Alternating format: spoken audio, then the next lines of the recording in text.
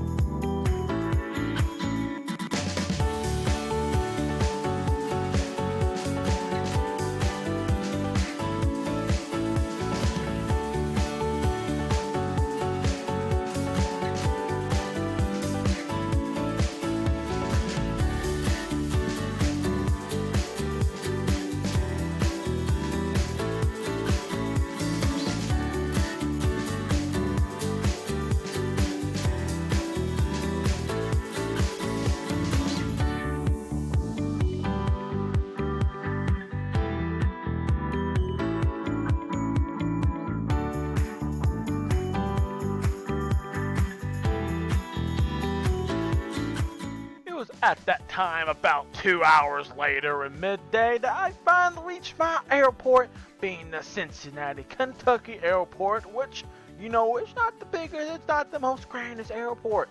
But you know what, when you're going to Disney, there's one thing you gotta keep in mind. It's going to be value. So yeah, this is the best airport I could find during these holiday seasons. I checked Louisville area, Indianapolis, Chicago, we checked it all, right? But this one called Cincinnati, Kentucky, it's called Cincinnati, but it's not actually in Ohio. Took me 23 years to figure this out, but yeah, who cares? But it had actually the lowest rate deals, so that is where we're heading to next in this journey.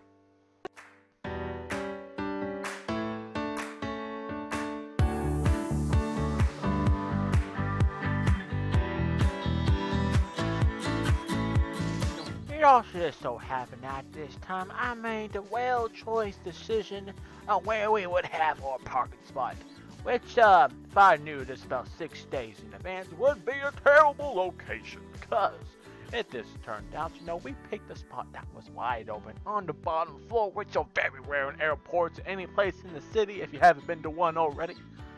But it just so happened, yes, it just so happened, we picked one of the farthest goddamn spots in the freaking airport. And when we came back 6 days later, we were welcomed back with nice, welcome 10 degrees and snow. Oh, what a glorious day to come back from nice, solid Florida weather into the solid 10 degree snow weather at night. But you know what? That's for me to figure out 10 days later. Back to the video. Here's another quick fan I want to show you guys real quick on the screen. In the airport and also during these times, a lot of locations, places are pretty empty. So that's no reason why we kind of picked Cincinnati, Kentucky airport, because we are like a big concern about the whole COVID thing when traveling. And also since this is kind of a more, I would say, unused airport as compared to more of the bigger cities like Indianapolis and Chicago. This is one of those terminals I'm in front of my gate. I'm just looking down the side here. There ain't nobody. Ain't nobody in the goddamn section. Alright? And this was like 30 minutes before my flight was going to leave. So yeah, I felt a lot better. Easily to social distance. So this is definitely a welcome addition to my trip. Back into the video.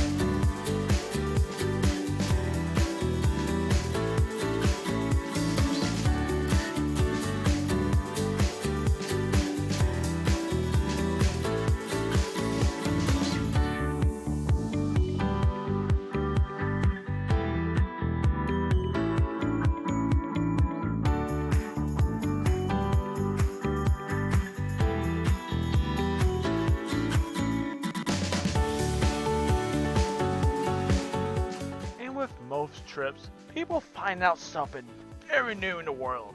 For example, this is my first time going to Orlando Airport, and I didn't know there was a goddamn freaking giant tree and a goddamn hotel inside. So you know what? Look at this. Look at this thing. This is a big freaking tree. Look at it. Look at that. I was freaked out this whole time. I'm just trying to walk out, trying to figure out where this Magical Express is at. And I have no goddamn clue why these hotels are here. Alright? I'm like, who wants to stay at an airport in one of these deluxe condos? And you would want to do that. Probably most people, what I'm talking about. But yeah, I had no clue this was a thing, because, you know, I've never been to an airport like that. So yeah, that was something different. And you know what? Since I brought up the topic of the Magical Express, which is the form of transportation me and my family used to get from our airport to the resort, let's just talk a little bit how these things are kind of set up. You know, kind of give you some expectations out there. Because that's part of what I do these videos for. Give you some expectations Disney has for you all due to the whole COVID rule. Okay?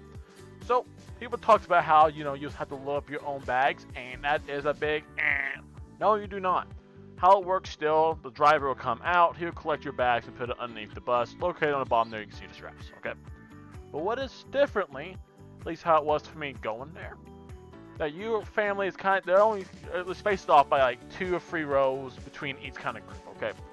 So me and my family had like 2 rows to ourselves. It was like me and my mom and my sister, okay? We went on that trip. So we had the social distance on the bus, which was great. If you want to see inside, we'll switch that real quick.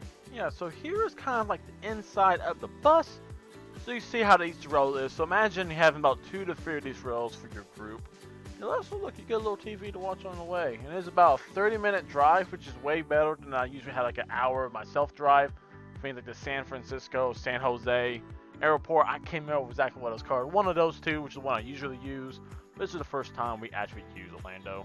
And I'll say it's a very pleasant experience. And that's not all about what was kind of wild about this experience.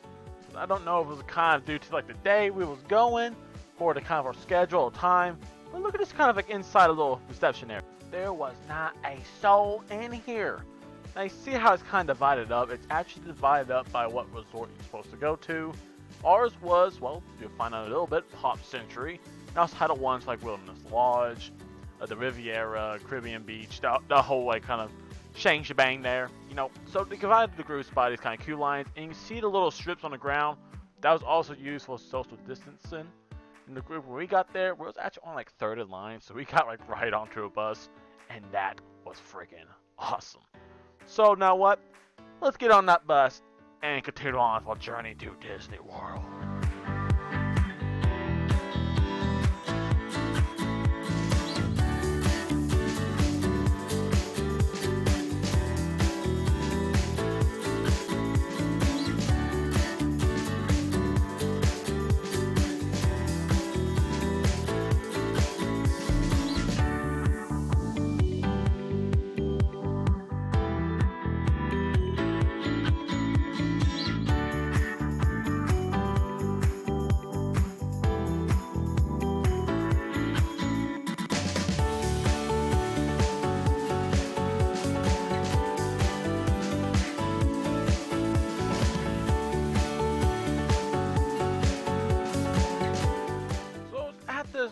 After a nice, lovely 30-minute drive, which actually I read a book the whole goddamn time, so I don't really know much what happened, we arrived at that resort. Another cool thing, in case you haven't rode the Magical Express before, once you get off, you do have some reception people there to help you out if you need to, and they gave you a nice round of applause, which was definitely a big welcome. But also, a cool thing going on during the COVID is that you actually do not have to get like a key card, thing like that. You can actually do your check-in online, which is what me and my family did, so we wouldn't have to go to the reception desk. As soon as we got our bus and collected our stuff, our magic bands were already working, and we was able to head straight to our rooms and get in. So you know what? Check out the room tour in our hotel.